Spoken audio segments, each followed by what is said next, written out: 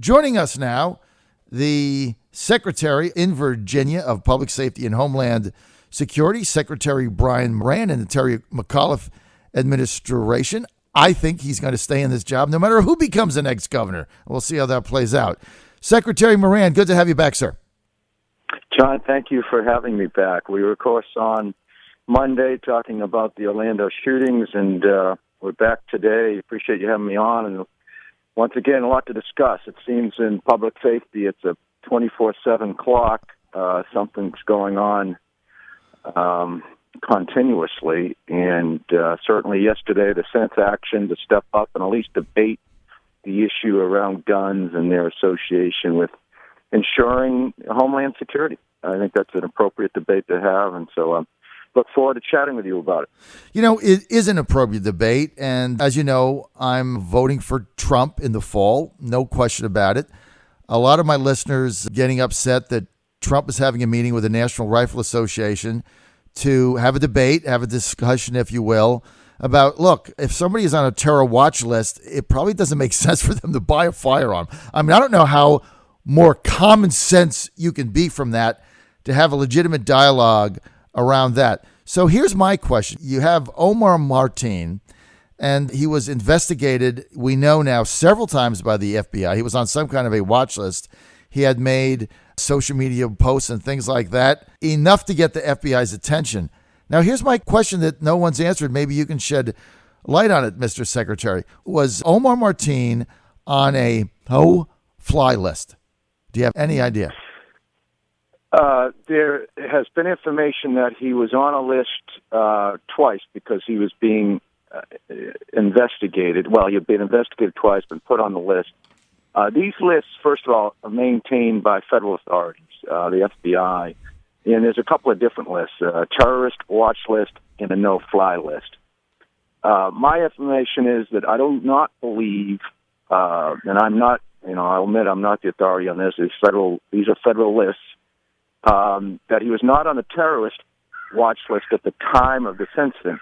He may have been on the no-fly list at the time of the incident. So I think as this debate goes on in the Senate and in Congress, they need to, what's the differentiation between the two? What restrictions are we going to apply to the two? Now, you suggested common sense, and I totally agree, common sense. The no-fly list issue has been discussed in my office and with the governor in trying to take a position on that. There's some issues around it that you should be aware of. The Virginia State Police do the background. We have an instant background check in Virginia. You go to purchase a firearm, it's done almost instantaneously, and they can check on your criminal background. They can also check whether or not you're on one of these lists. So the gun seller would have the opportunity to say to the buyer, I can't sell you this weapon. You're on the no-fly list or you're on the terrorist watch list. Now, what we have heard from our federal partners is that we do not want the individual to know they are on this list. And so that is something that as they debate this legislation, they're going to have to figure out. And your civil libertarian listeners are going to have to also wrestle with the fact that if you do not know that you're on the list, and then you do not have the opportunity, to my understanding, to get off the list. If you are indeed a red, white, and blue loving American, and you're on the list incorrectly, I do not know of a procedure to get off the list, particularly since you don't even know you are on it. So those are issues that we have wrestled with, as part of the governor's package. The governor asked me to put together a package of common sense gun control legislation, and that one we wrestled around with because of those issues. But on the face of it, if they pose such a threat that they're on a list and they have suspicious terrorist ties, they shouldn't be purchasing a high-powered rifle.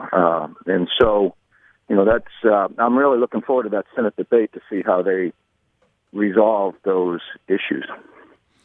Well, they shouldn't be able to purchase a BB gun. I mean, forget a high-powered rifle, Mr. Secretary. Look, If somebody is on, I mean, come on. If somebody is on an Something we're FBI agreeing to, terrorist John. watch It's list, good. It's a good I mean, they start. shouldn't be It's able a good to. start. They simply shouldn't have access to a firearm. It's a Second Amendment right, but it's not a right to give guns to terrorists that their objective is to kill us. That just doesn't make any sense to me. Now, Good for you. Mr. Secretary, if that same person who is on the no-fly list tries to buy a gun, and the gun owner says, well, sorry, you're on this list, I can't say this gun.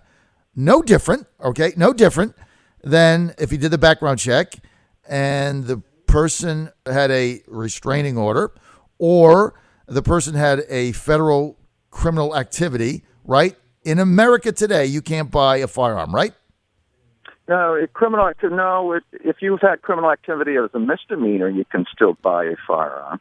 I mean, our restrictions aren't that restricted. Right, but you have to be committed, mental illness, involuntarily. You have to only a felony would prohibit you, not a certain misdemeanors. Right, a felony. Restraining order. Now, a form is provided to you that you're supposed to fill out accurately and truthfully, and our Virginia State Police do a fantastic job of following that up. Because if you say, I do not have a restraining order against me, I've never been convicted of a felony, they'll come and prosecute you for that, lying on the form. But those are, so you're providing a form. The form does not now include, are you on a terrorist watch list? Are you no-fly zone? But that can all be fixed. And I'm watching this debate, and I do hope, I do hope they're going to be able to resolve this. And as much as I have my issues with Mr. Trump, if he's willing to talk to the NRA about this, then, I certainly commend that action because, adults should be able to sit down and figure this out. It's what we did in Virginia this last legislative session, John. The debate around gun laws is just so polarized that, there are extremes on both sides, and nobody's able to get together and talk about it. Mm-hmm. But this last session, I was approached and by a Republican, Senator Bryce Reeves, and said, let's see if we can do something. For years, we've been trying to take guns away from domestic abusers, and we've been trying to expand background checks. Those are the governor's top two priorities around common sense gun legislation. Why not have a background check? 86% of Americans support increasing background checks.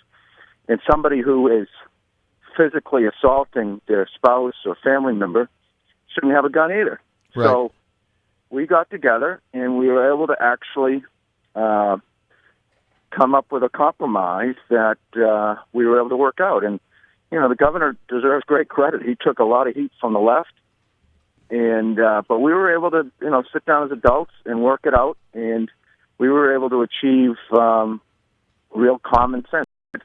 66 people died from guns in the domestic assault cases last year. And officers, law enforcement will tell you these are the most dangerous cases to respond to. Ashley Glendon, Prince William County police officer, her first call gets to a domestic and gets killed. It's just tragic, absolutely tragic. These are the most volatile, emotional cases. Guns, you got to extract guns from that situation, and that's what this legislation will do come July 1. And so, again, it's just an example when you sit down and actually work it out and be willing to just sit at the same table and talk, you can actually come up with a resolution. And I think obviously in the best interest of the public safety of our fellow Virginians. And I hope that's what they do on the federal level. Well, I think they have to do that. And I think Virginia Secretary Moran is the perfect example. I thought the compromise was common sense. Everybody got together. Everybody had to give in. And, one of the issues that had come up for a long time is the gun show loophole, if you will. And I thought the compromise there was perfectly done, which is if you're selling a gun to someone, there is a state police there, and you can do, as a gun seller, you can choose to do a voluntary background check on the buyer. And that's up to the gun seller. Now, if it was me selling the gun and the state police officer was there, I would say, sir, I want to do a background check on this buyer. But that's my choice. And if you choose not to do that, you don't have to choose that, but the option's there. I thought that was a great compromise. And so in order to get anything done and get new ideas, you have to have a dialogue. So I think the fact that Trump is going to meet with his advisors, the NRA, and say, is there something that we can do? Let's have a general open discussion about it.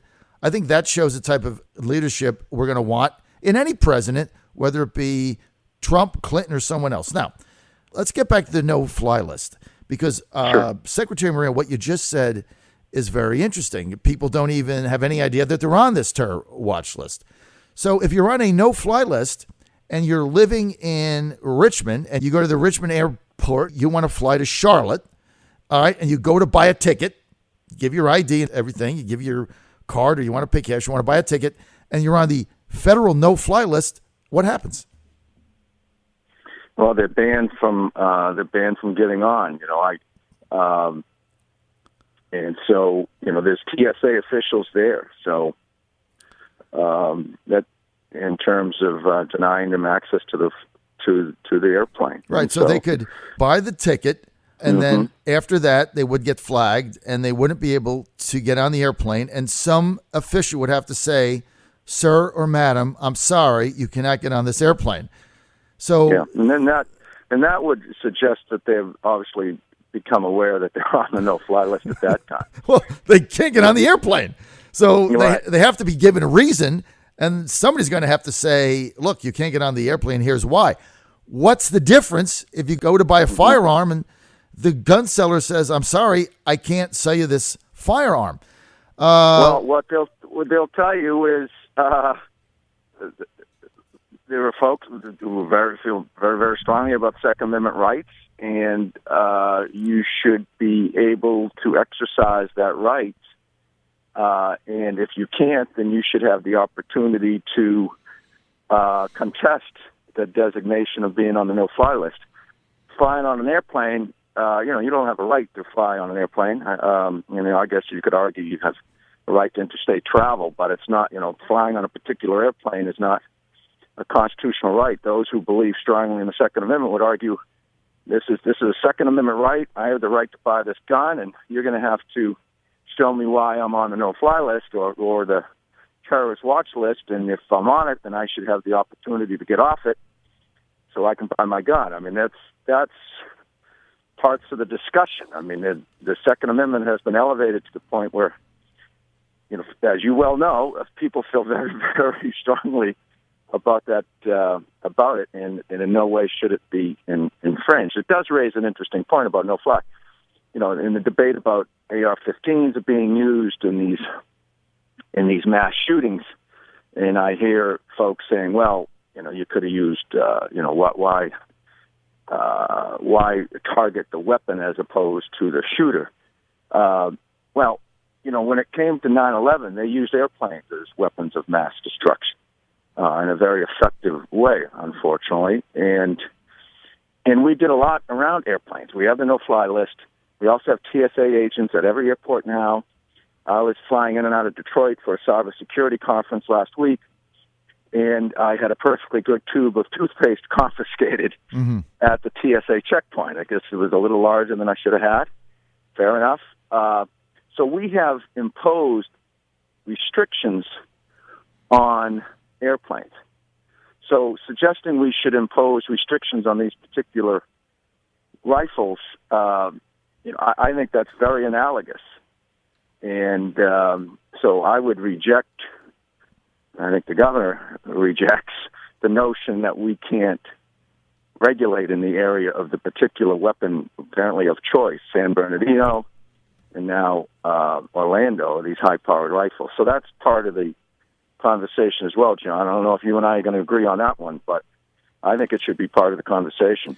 We got a couple more minutes, Mr. Secretary. I don't agree with banning those type of weapons because I think it is a right you ought to be able to own that. But I think the real issue is this, and this is just common sense.